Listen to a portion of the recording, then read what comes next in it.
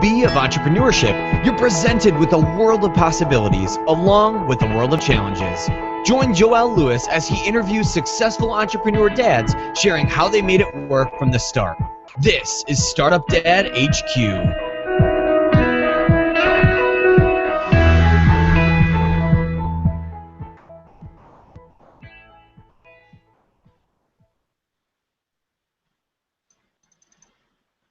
Hey, welcome to Startup Dad Headquarters, where we're exploring the intersection between fatherhood, entrepreneurship, and life. I'm your host, Joel Lewis, and today's Startup Dads Backstage, I'm chatting with James Lopez. James is a father of two boys, has worked in the tech industry for over 13 years, and is the co-founder of the Phat Startup, an integrated media company that produces premium content for all levels of entrepreneurs. He believes in presence over presents, and if he's not doing something with technology related, he is with his kids creating everlasting memories. So that's, that bio speaks to exactly what Startup Dad Headquarters is all about. Dads who want to be involved and engaged, and at the same time building a legacy for their family. So welcome, James, to Startup Dad Headquarters. We're really excited to get into this conversation. Thank you, Joel. Thank you for having me, man. Presence over presence all day long. Yeah, man. Yes, thank you. So James was part of the launch team or launch panel. So if you haven't checked out that discussion, I think it was about an hour and a half long. We had 6 startup dads in the conversation, including myself, and we had a wonderful conversation about fatherhood, entrepreneurship. We went into a whole bunch of things. It was a great time. So thank you for coming back onto the show and giving us some more time to actually go deeper into your Startup Dad story. Oh, thank you. Thank you for having me, man. I love doing these type of things. I love to talk about the parenting side, the business side. So this is perfect. You're speaking my language. So James, I told the audience a little bit about you and your business. Please take a minute and let us know what's going on right now with your business and what's really exciting you about the things that are happening. Oh man, we're just coming off of launching our first conference with NYU in partnership with NYU. We called it Tech 808. So I'm still kind of like excited about that day, which was November 21st. History was made. The first tech conference inspired by hip hop. It's kind of a mouthful, but it was a fun time, and that has me really excited because we got to see the future, basically. That day we were able to throw this conference, not knowing how to do a conference, form these great partnerships, and now we're looking forward to doing a lot more conferences instead of just smaller events. Yeah, that sounds really exciting. And you're based in New York, right? So it wasn't. So you're based in New York. So working with NYC was a good match. Yeah, I mean, based out of New York City, NYU saw us doing these things, and they said, hey, why don't we do this with you guys? It was the Clive Davis Institute of Recorded Music, which is a crazy, crazy dope musical program from NYU. I think they only accept like 20 students a year or something like that. It's very hard to get in. When they came to us and told us that they liked what we were doing, how can we work together? It was a no-brainer, and we jumped on it. So tell us a little bit more about the Phat Startup. What is it? What's your mission? How did you? Well, we'll get into how did you get started, but tell us a little bit more about what you do with the Phat Startup on a day-to-day basis. Oh, so for the Phat Startup, we like to say that we show the correlations between hip hop and business, especially tech businesses. All we want to do is bring some color to the tech scene, right? Usually in the tech scene, you think about the white guy from Stanford University that has a tech, a trust fund. That's not necessarily so. So we wanted to show people that, hey, people of color could do this also. We could build the next Facebook. Let us come in here and bring you the educational resources that you need. And we do so by events, meetups, conferences, live interviews like this with some of the top entrepreneurs like a Gary Vaynerchuk or Ben Horowitz. And we basically try to break down that notion that we can't do it, that we need this. People say that we need a computer science degree to code and start a tech company. Not really. A lot of the people that we admire, like a Mark Zuckerberg, they didn't finish school. They don't have a computer science degree. Mm-hmm. I'm one of those guys that actually has a computer science degree, have a master's in computer science. I don't have those billions yet. So, so I got to work for it too. So if I got the degree and I didn't make it, that means you don't need it. Right, right. Yeah. Isn't there there's also a girl of color, is that what it is? Coding app development. Uh you know what I'm talking about? For coding, you mean outside of our organization? Yeah, outside your organization. I'm Yeah, sorry. yeah. There's Black Girls Who Code. Black girls are Um, good, right? Yeah. yeah, there's a company called Hack the Hood, which is like a hackathon based type of company. And those are great organizations. What we do is we come in and we teach them the business lessons of that side. So not everybody's going to become a coder, but if you could be the business guy in the tech company, you're in a good place. If you understand tech and business, you're really, really good. Yeah, awesome. So, James, as you know, this is Startup Dad headquarters. So we're all about the family and, of course, showcasing amazing startup dads like yourself. So I was recently inspired by a quote which goes, "No other success can compensate for failure in the home." And I felt that would be a great quote into our first segment of the show, which I call Family First. Now, I asked you to submit a family fun photo. We saw a photo earlier in when we launched during the full launch, but now you submitted another photo with both kids. So let's take let's take a look at that photo and tell us what's going on here. Tell us about your boys, your beautiful family, and what's going on in this event. Oh, so this was actually a wedding. One of my cousins, Laura Chin, who used to work at Etsy, was getting married to the co-founder of Time Hop, Benny Wong. And I always come through and show the Spanish side of the family. My wife is half Chinese, half Puerto Rican. She was raised by the Chinese side of the family, so usually I'm one of the darkest people there. So this was just us hanging out before the actual wedding, and as you can see, my littlest son wasn't too happy with taking pictures. Right, yeah, and they got these bow ties on, huh? What was that inspired by Ambassador Bruni?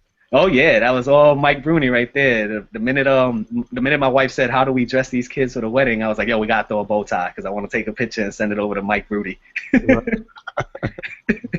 I don't do ties, man. I don't do ties or bow ties, not yet. How old are the boys? So my oldest turned 8 in October, and then my youngest turned 2 on Thanksgiving, actually. So it was a very thankful day. Yeah. So how are you balancing everything you have going on? You have an 8-year-old, a 2-year-old, which is I don't know, that's a pretty big gap, right? Like about 6 years in age. How are you balancing the two dynamics there, as well as being the co-founder of the Phat Startup? It's hard. It's hard. People are always looking for like that perfect balance. People always telling you, oh, you need that balance between family and business. I think we're always in search of that balance. I don't think it's ever perfect. There's days that I wake up, I look at my youngest, I stay at home to work, and he drives me nuts. He'll drive me nuts. Like I'll sit there with him. One day I was sitting at the computer editing a video that I had, and he hit the power switch. My computer went off. My first thought was, all right, I'm gonna bang my computer table, bang it out of frustration. I did that. I hit my table. I looked down at him. He smiled at me. All was good. So there's never a balance. So what I do is I try to find hours to focus on things. So for my son, since he's here all day long, between 8 in the morning to maybe 10 in the morning, I focus on getting him breakfast, reading a book, getting him situated for the day. The minute he falls asleep, you're not gonna catch me. That's when the phone goes off, the internet goes phone, and I just focus for about 2-3 hours. Okay. That's my balance, and it's crazy. I used to try to do that, sleep when they sleep. That doesn't work. I tried to do the all-nighters. I'm not an all-nighter type of person. I could stay up all night. I have to sleep 8 hours. So imagine waking up after an hour. It's very, very difficult. So my main thing is to figure out what is it that my kids need for the day, set the time to do that, and then do little tasks for my company until I have time to focus on the bigger tasks. The minute I have that 2-hour break, it's on. The minute my wife comes from school, because she's a teacher, the minute she comes home, I cut off, I lock myself up in the room, and I just work for 4 or 5 hours straight, fully focused. Then I come back to them. Okay, so you're also responsible for drop off and pickup and everything like that as well? Hell yeah, man, I do it all. I drop off my son at about 7:15 in the morning at the bus stop. Pick them up around 5 o'clock. Like I do it all, man. I want to be very involved in my kids' lives. Right. So you're kind of like a stay-at-home dad, but also entrepreneur at the same time, right? So it's like Yeah. Oh wow, that's amazing. I mean, it's hard. Yeah, yeah. I didn't even know that that was that's what you had going on right now, actually. Yeah, and it's funny because I look at things like that and I'll look online and I'll see somebody write, oh, I can't start a business, I don't have time, or I don't have the knowledge to do so. And the first thing that comes up to my head is, no, you have an abundance of time. Like, you're single. You're single, you have a 9 to 5. I have a family, I got mortgages, I got, I'm a landlord, so I got to deal with tenants and I got to raise my kids, and I'm making time for it. If you really, really want it, you'll make time for it. It's not easy, but you have to do it. Nice. Yeah. So, is your your co-founder, is he also a dad as well? No, he's not. Anthony's a single man, so I give him a lot of work.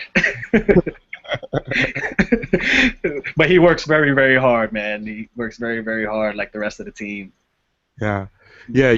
I recently had Mike, Ambassador Bruni, a mutual friend of ours. He was on the show, and he just became a startup dad, right? So Emerson is now 7 months, 8 months, and that's pretty much a similar story that he shared, where when Emerson is sleeping, he's you can't catch him on the phone, right? Yeah. The best time to catch him is when Emerson is awake, right? Yeah, that's when I take meetings, and the first thing I tell people is, hey, you reached out to me, you want to have a meeting. Understand that my son and my family's first. You might hear him cry, but if he starts to cry, I'll throw on mute. I'll put on the mute button and I'll let you know that he's crying or something. But people have to deal with his noise. Now, if I'm talking to an investor or Richard Bronson or something, I'm gonna schedule that time after. I'm gonna schedule it for 4 p.m., 5 p.m. when I know my wife is here to take care of the kids. Yeah. So basically, you've been able to structure your work around your family, right? Somewhat, yeah. I'm still trying, man. This is a never-ending battle. Right. Never-ending. Yeah. So now that we know a bit more about you and what you have going on right now, which is really inspiring, and with this being Startup Dad headquarters, it's time we talk about your start. I like to call this the true Startup Dad story of our show. And this is where, and the quote that I like to kick off this is, the journey of 1,000 miles begins with a single step. So James, take us back to the initial step of your Startup Dad journey. Oh, wow.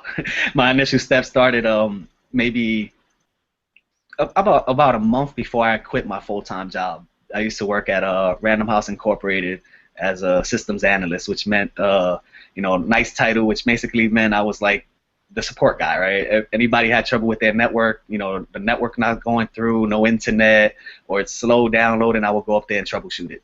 I would also do network security.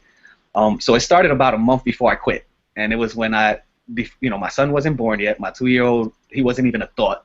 It was just an 8-year-old, and I told my wife, man, I missed watching my son grow up. Like, I was always at work. I'm gonna quit my job, and the first step was actually believing in myself. And that happened like around, I think I left my job in May, and a month before that I told myself, yo, it's over. And that's it. It was done. That was my first step. The minute I said it was over and I actually believed it, I was good to go, because I've always threatened to quit. But when that paycheck came in, I would not quit. Right. So the first step was believing that I was going to survive. Right. And I did so. Now, how old was your son, you said, at the time? My youngest was about 5 years old, 5 and a few months. Okay. Wow. So this was 3 years ago, or Yeah. 2.5 years ago or so. Yep, 3.5 years ago, something like that. So that was when you took the physical. I like to consider that like the physical part of your journey. What about the mental aspect of it? Because I mean, you don't just wake up one day and say, "Hey, I'm going to become an entrepreneur," right, and quit your job. So can you share with us, how did you start? When did you even start thinking about becoming an entrepreneur? You were making these threats. I mean, the threats could have been, "Hey, I'm going to go and work for another company," right? Or was the threats, or did you already know you wanted to make the leap and go out on your own?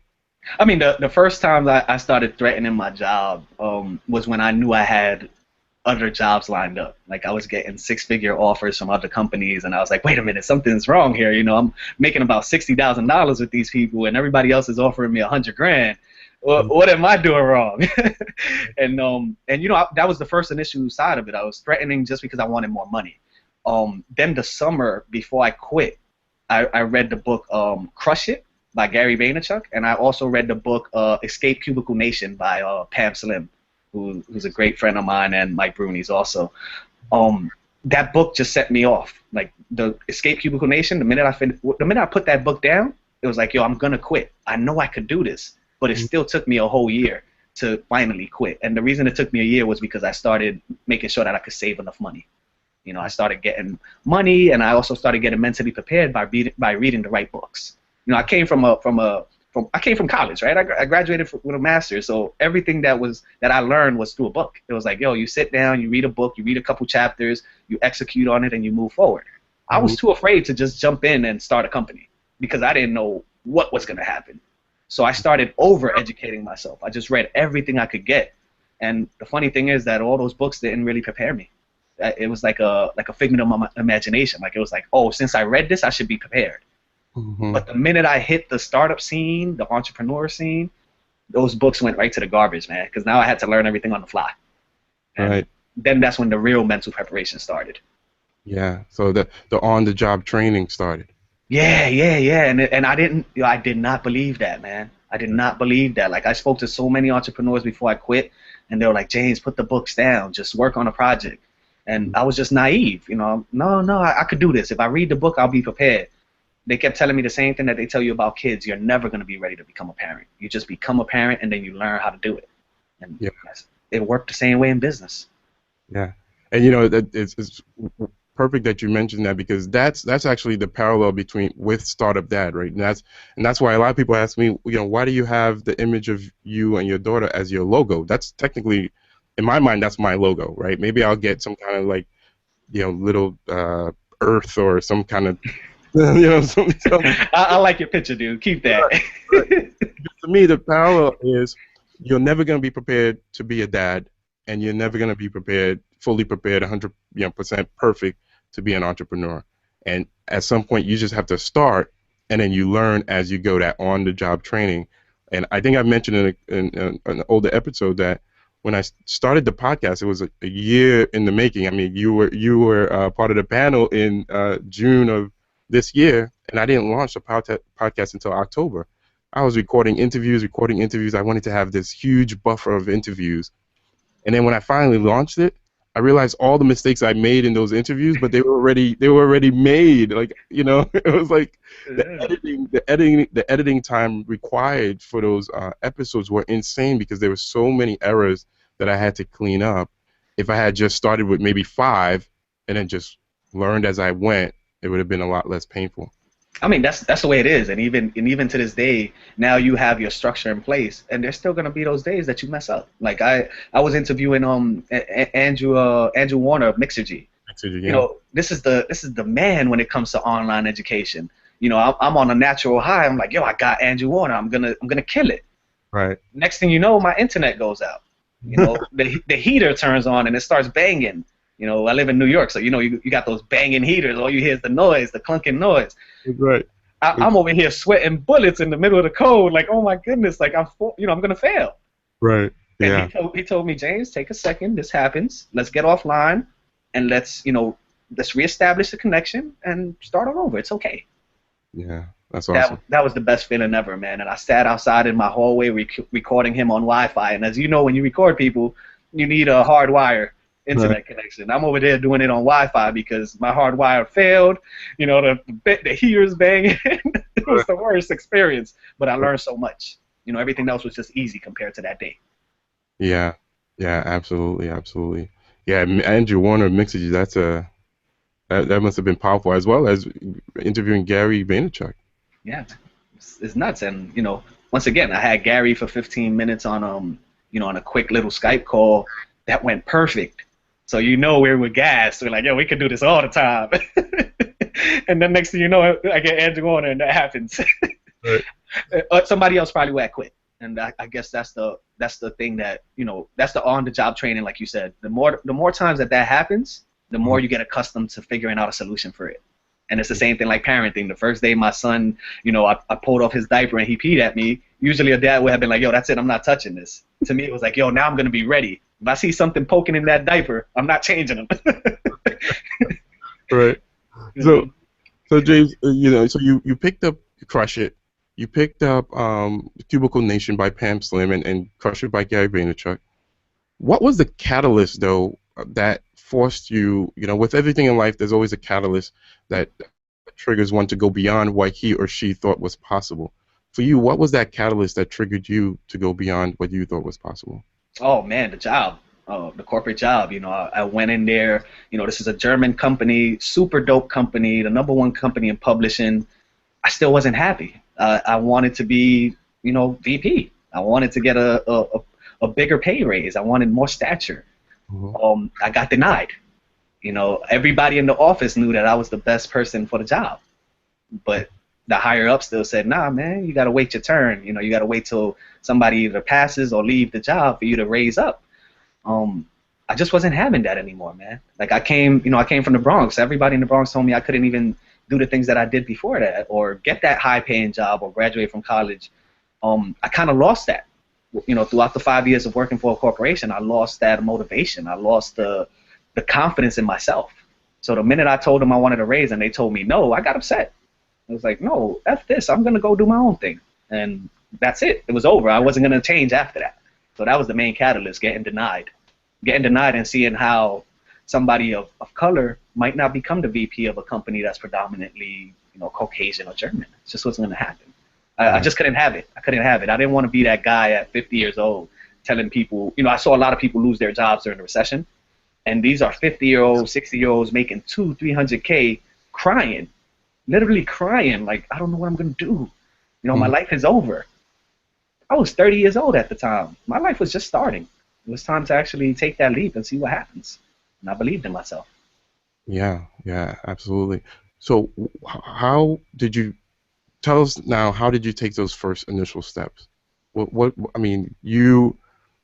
had no experience starting a business before prior to this. Did you already have a co-founder at this time? Nope. For the first full year of me being an entrepreneur, I was BSing the whole time, and that is the honest truth. I came out of I quit my job. I started thinking about projects that I wanted to do, and I fell into that dilemma where the projects were so big that I was afraid to do them. It's like, all right, now I need to go get incorporated. I need to find a team. I need to market. I can't do all of this stuff. So I went right back to the books.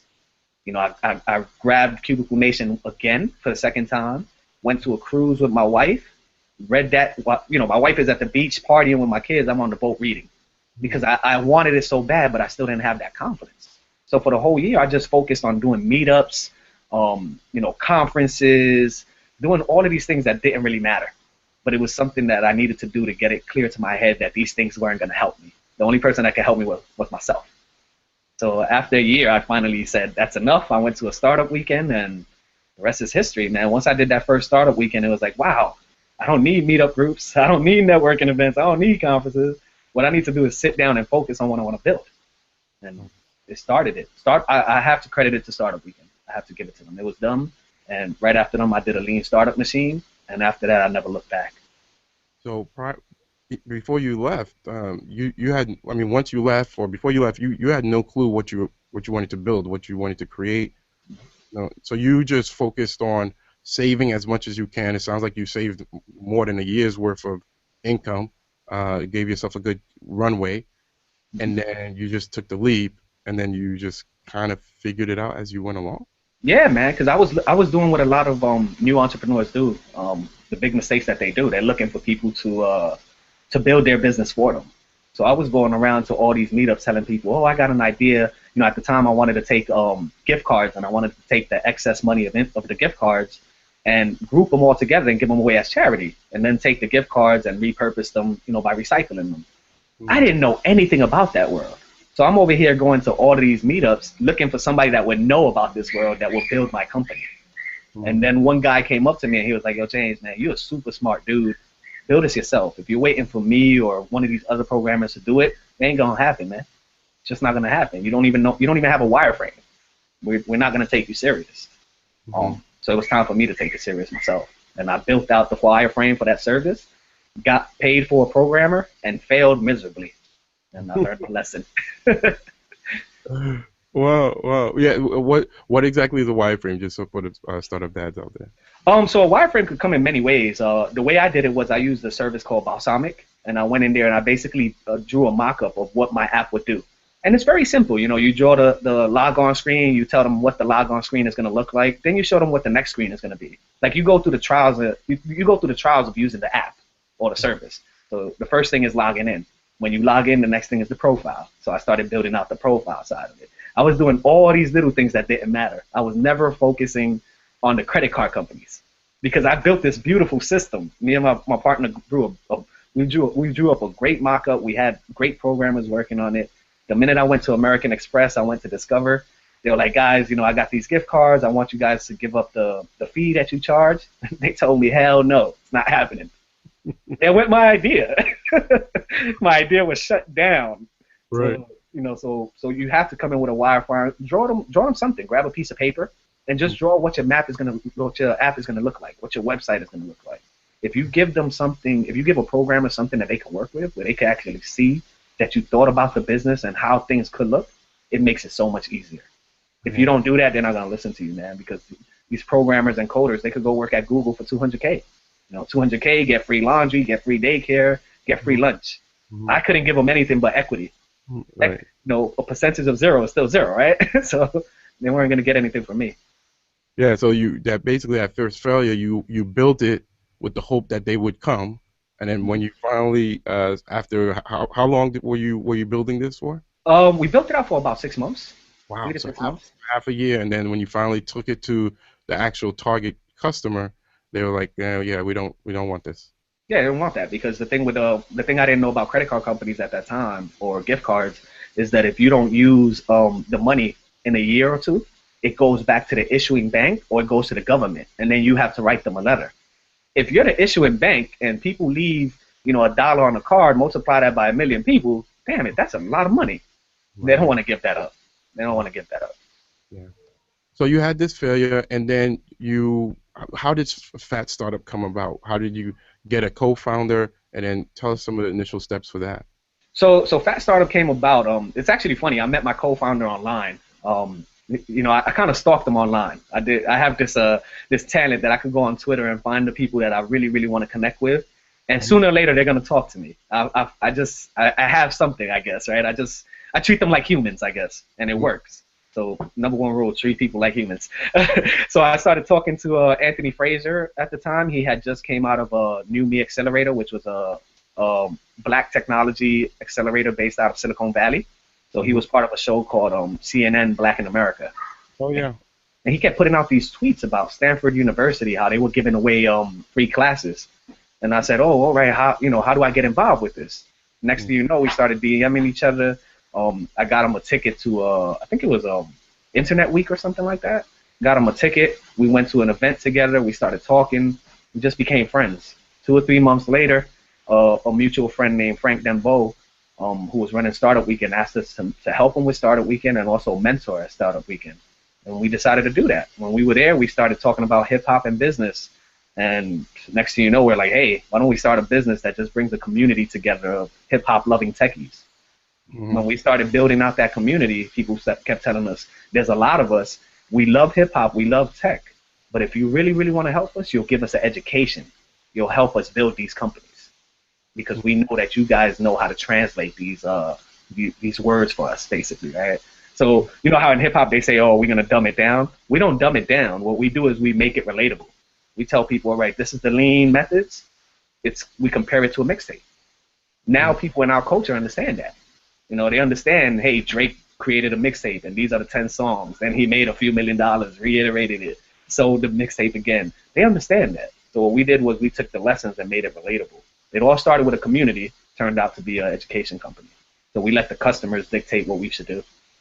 Yeah, so you completely flipped from the mistake you had made the first time.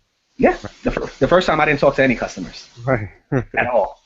I just built it. You know, if I build it, they will come. Didn't happen.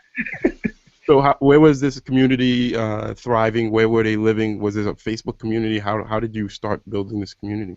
Oh, so at first we started with the Startup Weekend. We started grabbing people that were there, and we did what any hustler's gonna do. We try to leverage what we had. I'm Puerto Rican, Anthony's black. We look for black guys. We look for, black guys and women, right? We look for Hispanic black guys and women. Hispanic black guys. That didn't even make sense. Hispanic guys and women. And we told them, hey, we're building a community of people like us that might like hip hop and might like tech. Will you join? Can we interview you real quick? All we did was ask them questions like, who's your favorite artist? Now compare that artist to a business guy. Who would you compare them to? Mm-hmm. That's all we did. It turned out to be, it was a Tumblr blog. We paid $2 for the domain, built out the Tumblr blog. A week later, people were like, no, this is not enough. It's not enough to just have a community of us. How about we bring in some educational aspects? That's when we took it to the next level, and we said, all right, I know Lean. Anthony knows Lean. Anthony has the experience from New Me to Accelerator, all the startup experience that he has. I have an experience in teaching people. Let's put that together, see what happens. And it took off, man. That $2 blog turned into the Phat Startup. Right. And what year was this? This was 2.5 years ago, right? You said? Yeah, 2012. I think it was May, or I think it was like the end of May. Okay. May 2012. All right. So you had the customers. Basically, they were telling you what they wanted. You said, hey, let's go. I mean, well, you were already full in. Anyway, you were looking for something to build, to create. Yeah. So now you start, I'm assuming you start getting the website. You start throwing some funds at this. Did you guys actually have a structure, a building where you guys meet? No. So in the beginning, it was just us, like I said, building that community. We didn't even have customers. The people that we reached out to were community members. We didn't ask them for $1 yet. All we did was find out who were they in hopes that if we could put them together in one place, meaning like a one website using YouTube and using like videos like you're doing right now, like interviewing people, we would find customers later. Meaning that we will find people that would say, oh, I heard you speak to Joe Spearman of Localier and how he built his company. Can you teach me how to do that? What was he talking about when he talked about Facebook dark posts, Facebook marketing? How do we do that? So we just wanted to educate people. So it started off as just a community. Then we didn't have an office. We were all distributed. It was just Anthony and myself at the time. Anthony was in Jersey. I was here. And we just started putting up content. It was just content after content. Like we went for the whole year. I think we were interviewing a new entrepreneur every week. It was just straight hustle. Interview a new entrepreneur, edit that video, put it out the next week. We didn't know what the hell we were doing. You're supposed to batch interviews, right? 4 interviews a day, like that you could knock out the whole month. Nah, man, I was doing an interview every Monday. Right. Big mistake, big waste of time. Right. But, that was the trials and tribulations. And we learned that, and then the first dollar came when we decided to say, how do we get more people involved? Let's do a live event. And luckily we got lucky, and Chris Galaboo came to New Jersey and did an event with us. Wow. Yeah, that's awesome. Yeah. Craziness. So tell us now that you do have customers now. How do you charge? How do you guys make money? All right, so for now the biggest thing for us was once again awareness. Showing people that there was others like us, but also let's put everybody together in the room so they can learn something. So we started charging for events, and that was our main business model. Throw an event, get a couple sponsors, and ticket sales, of course. And that's what we did. And that led us to doing a conference. We outgrew our spaces. At first we were doing 20 people in an event, 30 people in an event. Then we jumped to 100 people, then 150. And then our events were selling out like 3 days after posting it. And we were like, wow, 150 people, but we got another 150 that are willing to give us $30. That's so much money left on the table. We got to do something else. And luckily NYU came to us and we did that conference. Yeah. So you don't provide any online training? Oh yeah. Like that? Okay. Yeah, we did a little bit. Okay, but do they have to pay for that? Oh yeah, they got to pay. As an entrepreneur, your most valuable asset is your time. Same thing as a parent. So if you're gonna take me away from the Phat Startup, meaning the content side of it, or if you're gonna take me away from my kids, you're gonna have to pay me. And it's worth it. I give you your time. So what we did was we started a private membership group, and we ran that for like about 6 months. And then now we're actually gonna relaunch and do another membership group because the demand is there. Yeah. So before it was individualized. It was like, all right, Anthony will talk to this person for an hour. Then James will talk to the person for another hour, another week. It's not gonna happen like that this way. It was just too time consuming. The money was great, but it was just too time consuming and it took us away from our mission. So now we're going to focus on actually building a nice little membership site where people could come in, trade advice, hold each other accountable, but also have access to really good entrepreneur, especially on the video side. Yeah, and that's going to be subscription based? Yes, subscription based, monthly service. Now it's just trying to figure out the price point. Right. You know, it's hard. It's hard, especially with our culture, the hip hop culture. Just think of the music. Everything is free. Mm-hmm. They want the education for free, but nobody will ever tell you. And that's the problem. A lot of us will come in and say, I was telling you this earlier, I wish I could give everybody everything for free, but then my lights won't, it won't be on. My son won't be able to go to school. And that's something I had to learn the hard way. And unfortunately, unfortunately, it's hard to get people to pay for education. Yeah. Which is crazy. But they're coming around, man. I think the best way to get to them is not through online, it's through live events. That's not scalable. Yeah. Yeah. Just not scalable. I am getting some static on my. Are you hearing static on your end? No. No? Whenever you talk, it's like some kind of. Is there something running in the background or anything like that? No, I don't think anything's out here. You want me to mute for a second? No. It's only when you start talking. Like right now, I don't hear it, but as soon as you start talking, I hear some static. So I don't know if it's I it's probably me. I probably did something. Can you say something? Check 1, 2. All right. Well, you know what? I'm just gonna have to. In the editing, I'll probably just try to filter it out. It's not very loud, but I could hear it while you're talking. So I'll just have to clean it up. So cool. So and the video aspect of this, I don't edit any of the video, so I leave the video actually raw, and I get the audio. I'll clean all this up. But I told the startup dads that the video is basically like you were talking about earlier. It's not perfect, right? There's things that are gonna happen. There's tech issues that are gonna happen, just like your conversation with Andrew Warner, and you just got to be able to kind of be flexible and kind of work with it. So thank you for being flexible. Thank you for your patience with all this technical stuff that I'm apparently having today. Okay. It's all good, man. It's all good. Life is hard, man. I don't need to make it harder for you. So James, tell me, we've been talking about entrepreneurship quite a bit. Tell me, what does entrepreneurship mean to you? Oh man, entrepreneurship for me, the simplest definition for me is being able to do the things I want to do when I want to do them. I think that's that's one thing that a lot of new entrepreneurs don't get. Like they'll come in and say, I want millions and millions of dollars. When you're working towards millions and millions of dollars, that's cool, but you're not gonna be able to do the things you want. Right? So I'm okay getting maybe a couple thousands of dollars as long as I have enough free time to be with my kids. As long as I'm sustainable and I could survive, and it's doing it my way. When we go to speak at like Lean Startup Conference or South by Southwest, that's my vacation. You know what I mean? Like that's my work vacation. I choose to do that. That's entrepreneurship right there, where you're able to do things because you want to do them. Yeah. Cool. So James, we're over the halfway point, and we're entering this segment that I like to call Real Dads, Real Talk.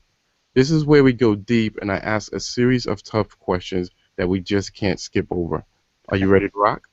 Hell yeah, man. Let's do it. All right. So you gave us an example earlier about a failure you had earlier on in your entrepreneur journey. Yeah, and as you know, as a father, husband, and provider, being self-employed is very scary. It's sometimes more than others, than some days. Can you share with us a time when failure, doubt, or fear almost made you give up, and how did you overcome that? You said for business, right? Yeah. Wow. I think the first time I tried to launch that company I was talking about, like, failing at that was a rude awakening, man. Like I started questioning myself, can I really do this? Can I bounce back? And the biggest fear was really, will I lose my family? Will my wife say, you have to go find a job, and will I push back and tell her no? Will she still support me? So when we failed on that company, I was really afraid, man. I was afraid I was gonna lose my family, to be honest. Like and I think after that, I don't think there's anything scarier than that, man. Like It's just I thought my wife was going to see me as a total failure. You know? And I bounced back by sitting down with my wife, telling her, explaining to her that 95% of the businesses fail. I'm not going to give up. Let's keep going. If you do need me to go find a job, I'll find a part-time job or something. But I don't want to give up, and I want you to see me as somebody that's going to keep fighting for it. And luckily, she told me, no, I got your back. You don't have to find a job. I got you. Like, I make enough money for both of us. Figure it out, James. Like, go do it. I didn't think I had that support, and that's just being very honest. Yeah. When you first, since we're on the subject, when you first decided to quit your job, what was the conversation like there? How did you approach it with your wife? She knew. She knew already. I was very upset. The recession had hit before that. Nobody was getting a raise. Everybody was afraid that they were going to lose their job. All I kept telling to my wife was, I don't want to live like this. Like, I want to build my own thing. I want to chase entrepreneurship. She used to see me sell sneakers all the time. Like, I used to be a big sneakerhead, so I would buy 2 or 3 pairs of the same sneakers, sell them for a couple extra dollars, pay for my own pair, and then the extra money I would bank it. I would keep it. Mm-hmm. So she knew I had it in me. I just didn't know where I wanted to focus. Mm-hmm. So, it was just that, man, just trying to not only believe in myself, but believe that other people were going to help me. So when I came to the job, it was just time, man. Like, when I was going to quit my job, everybody at my job was like, you're nuts, man. You ain't going to make it. You're a smart dude, but you're not ready. You're not ready, right? And you have a 5-year-old and a wife and they use that. Responsibilities. Right? They use that against me, man. They're like, hey, you're going to quit. What about your family? You got a 5-year-old. How you going to pay for his school? How you going to pay for his clothes? And, I don't want to say that that's something that companies purposely do. Mm-hmm. But I think there's some truth to that, where they might try to hold your family against you. Whether they're trying to do that because they're hating on you or don't want you to do it, or whether they believe it. I don't know which one it is, but they will use that against you, and I had to overcome that. Yeah. Well, sometimes when you've reached a certain point in your mind, there's a Les Brown quote that goes, a mind that's expanded beyond a certain point can never go back. Yeah. Well, your mind has expanded to a certain point, but everybody else who's still, and I don't want to make it sound like, because not everyone is supposed to be an entrepreneur, right? Mm-hmm. Not everyone is geared towards to be an entrepreneur. So I don't want to make it sound overly negative, but everyone who's still in that box doesn't necessarily want you to come out of that box, right? Yeah. Sometimes, right? And I think that happens more often than not, where it's like, whoa, where are you going? That's crazy. And they're seeing, I think what's the word there? Not subjecting, but I know where you're coming with it, though. Like, it's true. Like, I think you don't want to call them small-minded, right? But right. They have a small mind when it comes to what they're capable of doing with their lives. Mm-hmm. Going back to earlier, I saw grown men, 55 years old, crying like, yo, I lost my job. I never built my skill set. Mm-hmm. What am I gonna do? And the whole time I'm looking at them, and I'm looking at them like they're fools, man. I'm like, guys, like, big deal. Like, go find something to do. Yeah. And that was just me being a little bit overly ambitious, because it's not an easy world. It's not entrepreneurship is not easy. And at that moment, I was telling everybody, yo, you're nice. Like, you got skills. You know how to do network security. You know how to code. Start your own company. But not everybody wants to do that. A lot of people are super comfortable with their paycheck. Right. And there was a time when I was comfortable. The first 3 years of my professional career, I was comfortable, man. Getting $1,000, $2,000 every week at the age of 25. Come on, man. I grew up off of food stamps and welfare and Section 8. Right. We didn't get $2,000 a month. I'm getting it in a week. Right. So I get why people are so comfortable with their jobs. Yeah. And that's fine. You can be comfortable with it. I just wasn't for that right there. I needed to do my own thing.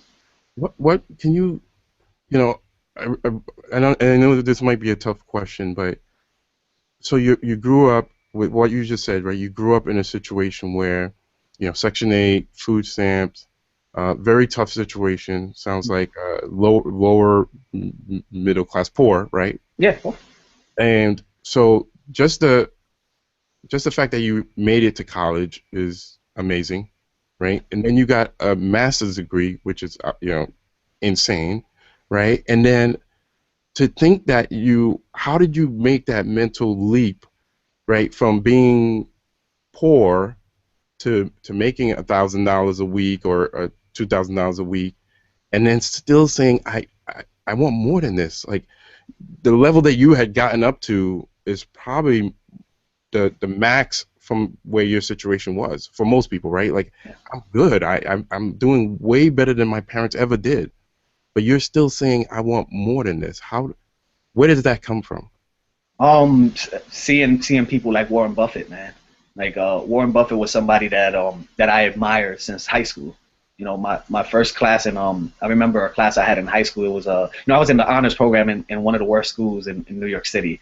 So I don't know if that's really an honors program, but it was good. And they gave us money to invest in the stock market. And I remember at the time I told my dad, Dad, I got $1,000 invested into Microsoft. I guarantee you we'll be okay. He looked at me and said, boy, you're 17 years old. You don't know anything. Mm-hmm. 3 years later, I'm in college. I see the same stock that I was going to buy in Microsoft, kill it. Like that's when the bubble was fully on. Mm-hmm. I looked back at my dad and I was like, man, that $1,000 cat turned to 50, 60. Mm-hmm. You just didn't trust me. And he looked at me and said, why don't you do it yourself then? Mm-hmm. From that day on, I was like, all right, cool. Like I want more. I got to go chase more. I just wasn't happy. I was always the type that told my friends, you're fighting to buy a pair of sneakers, a pair of Jordans, 2 pair of Jordans. What if you do something that makes you enough money that you can buy the whole store?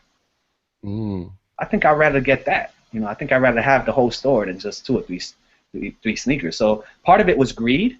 Part of it was also saying, I already hit rock bottom. Let's see what's out there. Biggie says sky's the limit.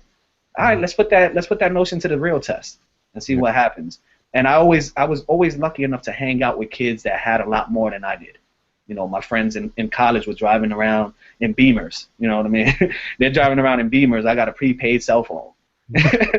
I wanted that. I wanted that Beamer. Right. I wanted these materialistic things. Mm-hmm. And now I don't care about those things. But in the beginning, I'm glad I did because it showed me that I wasn't going to get that living on welfare or Section 8. I already had a ceiling casted above me. Right. I just wasn't going to make it. And I just felt bad being that, I felt bad going to school and seeing all these kids that are struggling to make a paycheck go out there and buy a pair of sneakers that costed them, 2 months of pay. Like I was never going to put myself in that position. Yeah. So the minute I graduated and I received that first $2,000 check, I went in. I went and I bought me a pair of sneakers. I went crazy. Right. After that first year of that, that high of saying, damn, I got all this money, what do I spend it on? I said, all right, what's next? Well, they always tell you to buy real estate. Let me go buy a house. Mm-hmm. And, I did that. And I've always said, all right, I'm going to do what people tell me I'm supposed to do, but then I'm going to surprise them and do even more. And my wife hates it, man. Like the first time we bought our house, she came from a good family, so she's all about real estate. We bought our house. She's happy as hell.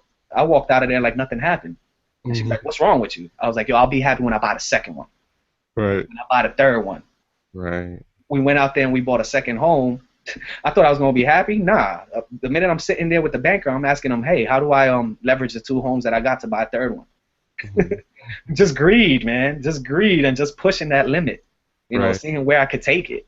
It wasn't about the money. It was looking at everybody telling me I couldn't do it and saying, all right, you told me I couldn't buy a house. Now I'm going to buy 10 of them just to shut you down. It's that whole hip-hop vibe. You're telling me I can't do it. I'm going to do what you said I can't do, and then I'm going to multiply it by 10 for like that. You never tell me that again. Do more, yeah. Yeah, and it was, once again, greed and just, naiveness, right? I just wanted more. Yeah. Now, what was the hardest personal sacrifice you had to make along your journey? On entrepreneurship, I would still say it's the money. It was definitely the money. The first 2 years, we weren't making good money, and now we're making 6 figures. It's still not enough. right? We need to hit that $1 million rank, ceiling soon. It was giving up that money, man, the opportunity cost. You know, I looked at the math. If I would have stayed working, I probably would have made myself about 200K working. And then I was always an investor. I always loved the stock market. I always loved the homes. I probably would have made 300-400K by now. So I think it was the opportunity cost. That's the biggest thing I had to sacrifice. And in hindsight, didn't even matter. Didn't even matter. Because if I would have had $4,000 liquid right now, I probably would have done the stupidest mistakes ever in business. I would have bought that domain for $100,000. So the opportunity cost was my biggest sacrifice. Yeah. That was really it. Now, one of the biggest fears, I got the kids. They coming, man. Yeah, they coming. They're like, Daddy. One of the biggest fears and limiters keeping dads from taking action and starting their own business is private health insurance. Can you share with us what you do for coverage for yourself and your family? Oh man, you know, one of my friends from my old neighborhood, you know, we used to call ourselves the stop sign boys, right? Because we would chill at the stop sign every day. And he told me the best thing ever. He told me, James, you're so calculated. Everything you do, there's a plan. The minute you left your job, I didn't think you have a plan, but you still showed me that you did. And my plan was, I'm married to a teacher. I'm going to have health insurance. I switched all of my stuff to her health insurance, and we live on. You know what I mean? Right. Now, if we didn't have it, I think I probably would have took a part-time job somewhere just to have health insurance.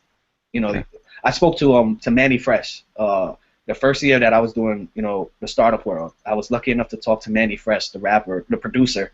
And he told me, James, when in this world, you got to do whatever you have to do. You have to keep your movement moving at whatever is necessary. And he told me, he used to tell rappers, hey, sell your Porsche. If you don't have any money in the bank, sell your Porsche. Now you have money. If you don't have a Porsche, go work at McDonald's. Get your money from McDonald's, get your health insurance, and it'll also teach you that you don't want to work at McDonald's anymore. So you got to do what you got to do for your movement. If I couldn't get a part-time job, unfortunately, I probably would have been one of those people out there that would have been working without health insurance, man. And I don't know what I would have done, because I'm always sick. Like I suffer from allergies, you know what I mean? And I don't sleep. So a cold comes to me like that. It comes so quick. Right. So I just got very lucky that my wife was a teacher. Okay. Okay. So you don't have any plans anytime soon for her to quit her job and basically. I tried.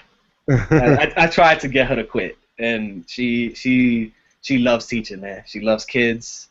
She loves to help us. She helps us a lot with our events. Every event that we do, she's always there. You know, volunteers know her, speakers know her. Everybody knows her. The minute they see her, they're like, "Oh, that's James' wife. Whatever you need, ask her." So she gets down, but she's not ready yet. I think the minute I'm able to guarantee her at least, you know, 6 figures, she'll do it. Right. She's still our foundation. You know, my wife is the man of the house, man. Like, I've never said that before in my life. She is the man of the house, and that I'm talking about what our parents considered the man of the house. Right. She takes care of us. She is our livelihood, and I respect her to the fullest, man. Yeah. Like, it's crazy. Yeah, awesome. So we're entering the final segment of our show, which I like to call the rapid fire handyman segment. As you can see, my kids are breaking down my door to head into the office right now. We're going to spend some time with Daddy before he's off to work, because I'm actually working tonight. So basically, we ask that we basically I'll fire the questions rapidly, and then you fire back with a powerful tactic, tip, or tool for the Startup Dad community. Are you ready? I got you. Let's do it. What is your #1 time management hack or tool? Oh man, turn off the internet. Turn off the internet, man. I will get stuck on Instagram as soon as possible, man. The minute I wake up, I turn on this app. I forgot the name of the app. Anthony gave it to me. Anthony Frazier actually gave it to me. It's an app that shuts off all your tabs. I have to do that. That's one tip. The second tip, I know there's only one answer, but the second tip is do not fall for emails, man. Leave those emails alone. You go into that inbox, your day is completely done. Yeah. Well, if you could remember the name of that app, I would love to have that to get it onto the show notes. So anytime you can remember. Okay. What's one personal habit that you believe attributes to your success as a father, husband, and entrepreneur? Showing up, and embracing the job at hand. Parenting is hard, as you know that. Business is hard. The one business that you cannot fail at, the one business that you need to ace from the get is parenting. You need to work on your parenting. So my first thing is always show up. If my kids need me for assembly, I'm there. I don't want him to be that child that says my dad never comes to an assembly, never comes to a trip. I understand there's obligations out there, and there's ways for you to tell your child that you have obligations. My obligation is to take care of my child, make my son feel good. My dad was the type that pushed me to do everything, but he never came to any one of my graduations. I still feel bad to this day about that because I wanted to be there smiling at him. You know, I wanted to be on stage telling him, yo, Dad, we made it. He was never there, but he's still the best dad ever. Right. I want to be there for my child. I want him to see me on stage or in the crowd laughing, you know, smiling. So show up. Show up to what you say you're going to show up to. What's one book every startup dad should absolutely read? Lean Startup, man. The Lean Startup book by Eric Ries. It's a good read. It's a long read, but it puts you in the right state of mind. It teaches you about using taking your assumptions and actually validating them by talking to customers. If you're going to read any entrepreneurship book, that's the one you have to read. No questions asked. Yeah. So James, thank you for your time. Thank you for taking us along your journey and letting us dive deep into your startup dad journey. My final question is a little bit long, and it always produces a really powerful answer, and here it is. On the other side of this broadcast is a startup dad who at this point is fired up and ready to go. But as soon as the broadcast is over, he will put down his mobile device, he'll close his laptop, and life is going to happen. And by next week, he'll find himself back to the day-to-day minutiae of things. What would you say to that dad to inspire him beyond this broadcast? I would tell any dad that, especially when you listen to a podcast or you're reading a book to educate yourself, I would stick to that one podcast and not move from there. Meaning that if today's Friday, you're gonna put your stuff down. When you come back Saturday, don't listen to another podcast. Don't read another book. Focus on what you learned from that previous podcast and execute on that. We always fall into that bad side of things where you overeducate yourself. When you start reading all these books, you read how to do Facebook, you read how to run a domain, you read how to market. You do none of it because all you're doing is reading, and by the time it's time to execute on that task, you have 100 other tasks that you can execute on. So you kind of like fool yourself. So you think you're doing something by reading and educating yourself, but you're not actually working on the product. So take that one podcast, even if you have to listen to it 3 or 4 times, even if you use Evernote to take down notes, execute what you learned. Do not move from there. You move from there, you're done. You're done because you will use that excuse all the time. You'll always tell yourself, I could come back to this later.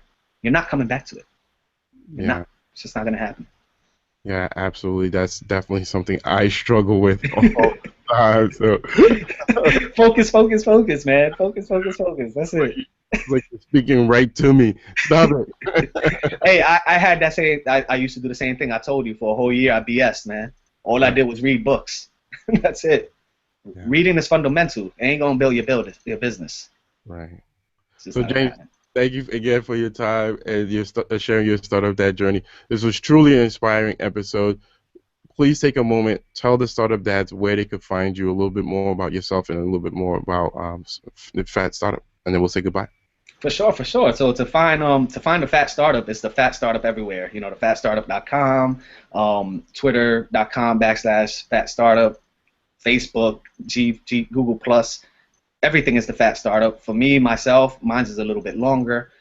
I'm James J. Lopez. That's IM James J. Lopez. If you go to the fatstartup.com, you'll find me. You know, there's no egos here.